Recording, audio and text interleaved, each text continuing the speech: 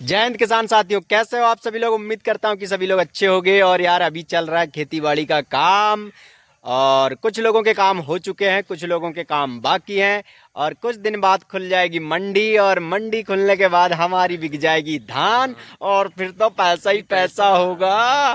क्योंकि हम लोग हैं किसान, और किसानों के पास साल में एक ही बार आता है एक मुश्त राशि। क्यों? हाँ। तो फिर हम लोग करते हैं दुनिया भर की खरीदी, जिसका लेना देने का पैसा रहता है, हम उन लोग उधारी जो हम पे रहती है वो सारी चीज़ें हम लोग चुकाते हैं, और फिर जैसे कि वैसे ही हो जाते हैं। कुछ लोगों के पास ज़्यादा पैसा होता है तो कुछ लोग खेतियों के साधन बनाने लगते हैं, जैसे कुछ लोग कुआं खुदवाएंगे, कुछ लोग बोर करवाएंगे, मतलब अपनी आवश्यकता के हिसाब से। और कुछ लोग तो शादियाँ में पैसे व्यस्त मतलब खर्च करते हैं, हाँ। मतलब सारी चीज़ें हैं। तो किसान, और एक चीज़ ये है कि हम किसानों से ही सारे व्यवसाय चलते हैं, हम किसान ही पूरे देश को चलाते चला। हैं। अभी आप लोगों ने देखा होगा कि किसानों के पास पैसा नहीं आया है तो सारे व्यवसाय अभी ठप पड़े हुए हैं। है ना सही बात? हाँ। कमेंट्स में ज़रूर बताइएगा बात सही है या गलत है। तो चलिए, ये तो है, रोज़मर्रा की ज़िंदगी हमारी चलती रहेगी। अब हम करते हैं कुछ मुद्दे की बात, क्योंकि हम लोग हैं किसान। तो किसान लोगों को अभी धीरे धीरे बहुत सारी परेशानियां आने वाली हैं। हम लोग उस परेशानियों की तरफ, परेशानी को नज़रअंदाज करते हुए उस पर हम ध्यान नहीं दे रहे हैं। हर व्यक्ति अपने बच्चों को पढ़ा लिखा करके नौकरी कराना चाहता है। अब सारे लोग नौकरी करेंगे तो आने वाली पीढ़ी खेती ही नहीं कर पाएगी, तो फिर खेती करेगा कौन? सबसे बड़ा सवाल किसानों के लिए और देश देश के लिए भी, कि आगे खेती कौन करेगा, कौन करेगा? हम लोगों को ही करना है ना। तो चलो, हम लोग नौकरी नहीं कर रहे हैं तो हम लोग तो खेती खेती करेंगे। करेंगे। पर गांव में कुछ लोग ऐसे हैं कि अपने बच्चों को पढ़ा लिखा करके नौकरी कराना चाह रहे हैं, तो सभी लोग नौकरी करेंगे। तो सबसे बड़ा सवाल ये है कि नौकरी सब करेंगे तो फिर खेती बाड़ी करेगा कौन? फिर देश की अर्थव्यवस्था कैसे चलेगी? तो चलिए, हम इसी पे आज बात करने वाले हैं कि आगे खेती कौन करेगा। तो भाई, मैं आप लोगों को बता दूं कि मैं तो खेती ही करूंगा, और मैं तो चाहता हूं कि हमारे गांव के सभी लोगों को नौकरी लग जाए और सब बाहर चले जाएं। फिर सबकी खेती मैं उठाऊंगा, जवाबदारी मैं करूंगा। और फिर एक चीज़ ये आता है कि जब हम सभी लोगों के बच्चे खेती बाड़ी नहीं करेंगे तो इन लोगों की जो खेती है इनके बारे में भी इनको नॉलेज नहीं रहेगा कि हमारा मेंढ कहाँ से है, हमारी खेती कहाँ से कहाँ तक है। भाई, अभी से ही कुछ लोग खेत में जाना ही पसंद नहीं करते। आज की जनरेशन को आप देखिएगा, आप अगर आपके बच्चे कभी खेत जाएंगे करके नाम नहीं लेते। हम लोग जब छोटे थे तो हमारे बाप माँ हमको पढ़ाते भी थे, और बेटा समय समय पे खेत के काम भी करना है, और करवाते भी थे। और कुछ ऐसी चीज़ें थी कि हम लोग अगर हमें कोई व्यवसाय ना मिले तो भी आज हम खेती कर लेंगे, और किसी को एक भी चीज़ पूछने की ज़रूरत नहीं है।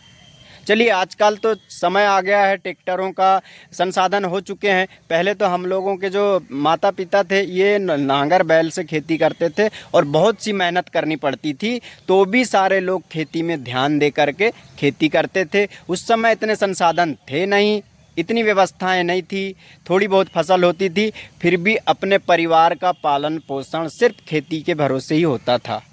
होता हाँ। था ना? हाँ, होता था। है ना? आजकल देख रहे हो, आजकल इतना पैसा आ रहा है, इतने संसाधन बढ़ गए हैं, फसल और ज़्यादा से ज़्यादा आदमी उगा रहा है, गा रहा है, बेच रहा है, फिर भी आज हम अपने 4 परिवार को नहीं पाल पा रहे हैं। इतना सारा पैसा भी हमें नहीं पूर पा रहा है।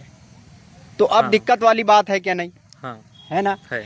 अब एक बात यह है कि हमारी जो खेती है ये सबसे बड़ी समस्या है किसानों की, क्योंकि अभी तक तो चल गई, पर एक बात यह है कि आज भाई और भाई, बाप और बेटे का नहीं हो रहा है, तो क्या आगे चलकर पड़ोसी खेत वाला हमारा होगा? नहीं होगा।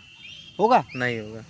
आप मेरी बातों को ध्यान दीजिएगा और गौर कीजिएगा। अगर आप किसान हैं तो इस बात को परिपक्व आप समझ जाएंगे कि मैं आप लोगों को क्या बताना चाह रहा हूँ।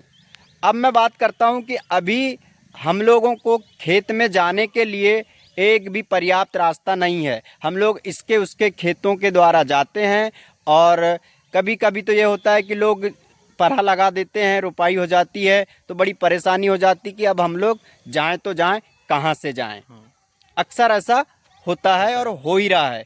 तो मेरा आप लोगों से अनुरोध है कि आप लोग इस पे थोड़ा विचार विमर्श कीजिए। सरकार से हम लोग हमारी बात सरकार तक रखेंगे कि आप हमें बहुत सारी व्यवस्थाएं दे रहे हैं, आप हमें बहुत सारे संसाधन दे रहे हैं, आप दुनिया में पहुंचने के लिए रास्ता बना रहे हैं, पर क्या हमारे खेत में जाने के लिए हमें रास्ता मिल पाएगी?